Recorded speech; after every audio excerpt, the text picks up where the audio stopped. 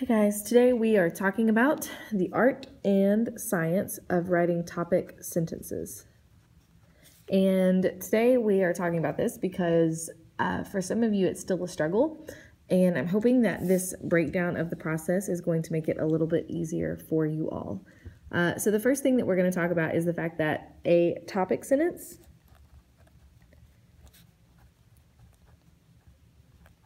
is like a thesis statement. But it's just a thesis statement for one little paragraph. So it's not going to cover the same amount of information. It's not going to be as broad, but it's going to tell me what's going to happen in your paragraph. So there are a few keys to writing a solid topic sentence. The first is that you want to be brief. So when I say brief, it needs to give away just the right amount of information. It needs to outline what's going to be present in your paragraph, but it doesn't need to give away all of the details. So make sure it's a really concise, well-written sentence. The other thing is don't ramble. A lot of times you want to be creative and colorful in your language, but the topic sentence isn't really the place for that. So I'm going to write brevity, don't give away too much.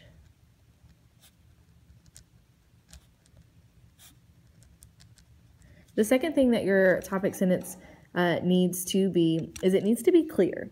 I'm going to write clarity. And a lot of times we really want to sound smart, but we don't need to sound smart. We need to communicate with a reader a specific thing that we want to communicate with them. So don't be vague.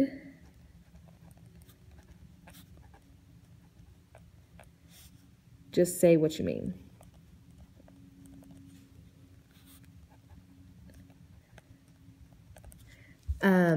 Another example of this is in the Neolithic Revolution paragraph that you guys wrote. You got downgraded if you basically restated the question, but that's it. So you said there were a lot of changes in the Neolithic Revolution in the forms of social, political, and economic systems. All of those things that should have outlined your paragraph, which were social, political, and economic systems, don't really give the reader any information. They're too big. They're too broad. So when you were able to revise it and you were able to say something like agriculture changed the fabric of human society during the Neolithic Revolution, you gave yourself more focus. So agriculture is kind of a big picture idea. There's lots of different types of evidence that can go with it, but it doesn't overwhelm your reader. Your reader knows specifically that all the things you're going to talk about are going to tie into to agriculture. The last thing that it needs to be is it needs to be precise. So when I say precise, I'm basically saying what I just said. Don't be broad.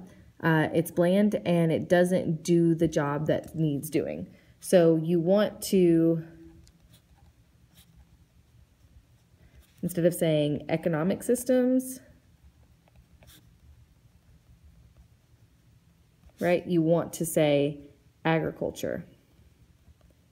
You want to get more specific. Instead of social systems, you want to say social hierarchy, right? Or caste systems, right? If I talk about caste systems, I can talk about caste systems in India. I can talk about the way that caste systems have changed, but it's specific and it's targeted.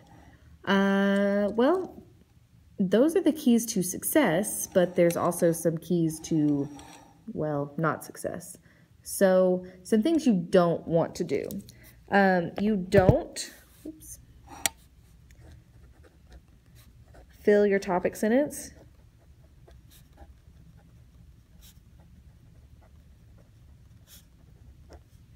with facts. The facts are going to be in your paragraph. They're for your evidence, not your topic sentence.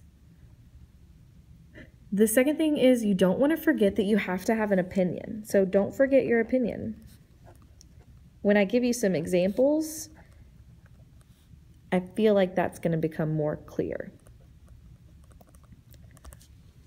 And then don't say things like, and you've all heard me say this before,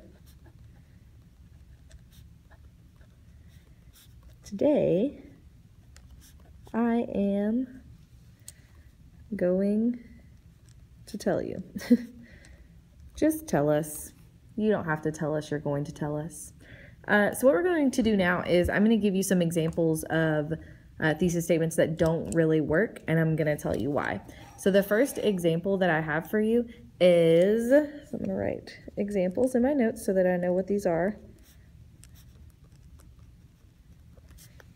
Abraham Lincoln was born in 1809. And if you look at this sentence, it's a fine fact, but it doesn't give me any opinion, and it doesn't tell me what you're going to talk about. I mean, what else can you say about Abraham Lincoln being born in 1809? You can say what month maybe, what time of day, how the weather was. All of that stuff is irrelevant and not really worthy of a paragraph. So you have to add in that so what factor. This is just a fact. Another example is I'm going to discuss the Battle of Gettysburg. First thing, you have this I'm going to, like, just remove that from your writing because you're going to tell us about it, because you're going to be writing about it. The second thing that it does is it says discuss, which is fine, but like discuss what about the Battle of Gettysburg? You have to tell us what you're going to do, specifically what you're going to be talking about. You are not going to give a detailed timeline of the events of the battles of Gettysburg.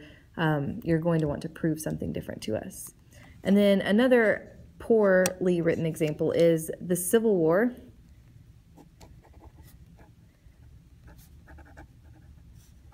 had lasting effects on the American South. This is one of those sentences where you're like, well, of course it had lasting effects on the American South. It was a war that was fought in the American South. You have to give us your opinion. You have to tell us what is specifically going to be written in this paragraph. What is kind of the meat of what you're going to be talking about. And when you can do that, you're going to be more successful.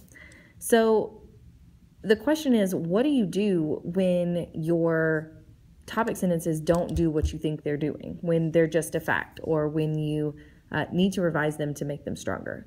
And the key is you have to include your opinion. So the most important part is you have to have an opinion. It's really important. We care what you have to say. Now, we want you to prove that and back that up with evidence, but you still have something to say, and we want you to be attempting to prove that point to us. So what I'm going to do now is I'm going to take those original topic sentences and I'm actually going to revise them to make them stronger by adding in some of the things that we've talked about, like being brief and revising them to make them have an opinion.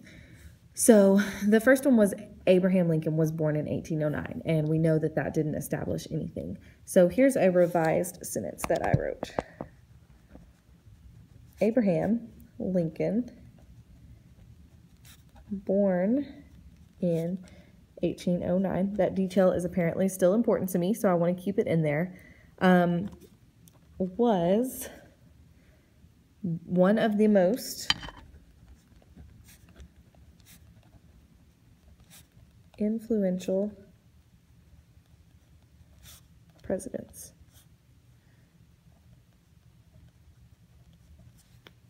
in history. As you can clearly see, I kept this little fact. I don't know how important it is, but I wanted to establish kind of the time period. And then I say that he's one of the most influential presidents in history.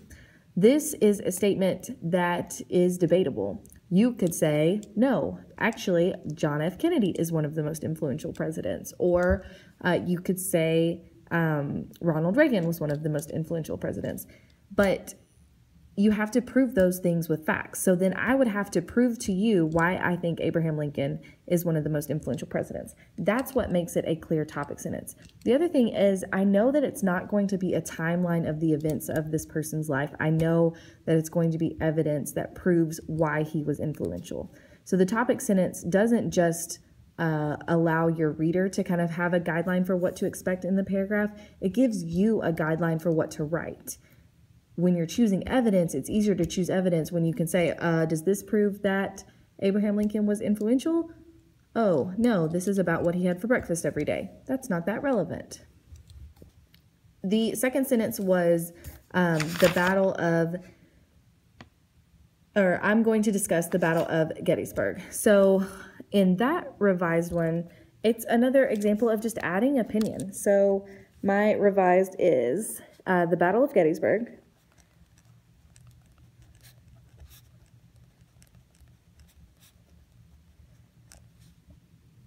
fought in 1863,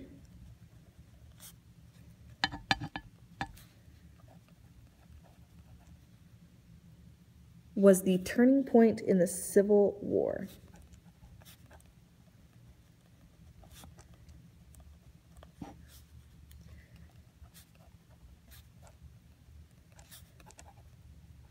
Again, adding my opinion. There are other battles that were fought in the Civil War that were probably just as important as the Battle of Gettysburg. But what I know that I am going to be proving to you in this paragraph is how the Battle of Gettysburg was a turning point in the Civil War. This is my opinion. I have to prove it with facts, and I would be able to do that. The last one was the Civil War had lasting effects on the American South. That's a classic example of just having a fact as your topic sentence. So that one's, again, you have to have a opinion in there. So revised. Because the Civil War was fought mostly on Southern soil. You can see that I'm getting a little bit more flowery as I go.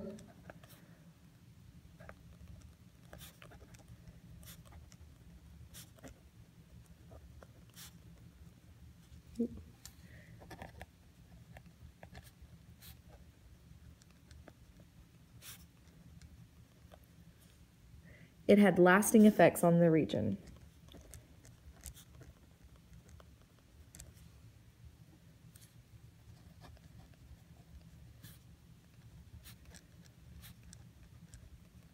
I know, in this paragraph now, I'm going to be talking about the lasting effects that the Civil War had on the South specifically. I added in my opinion, and I know that I can prove it using the evidence that I've found. So all of these thesis statements accomplish those key takeaways, right? So just as a refresher, kind of a last comment before you leave, remember, you have to focus. You have to be specific.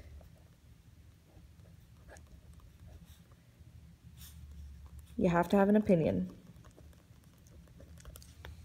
If you do those things, you're going to have a strong thesis statement.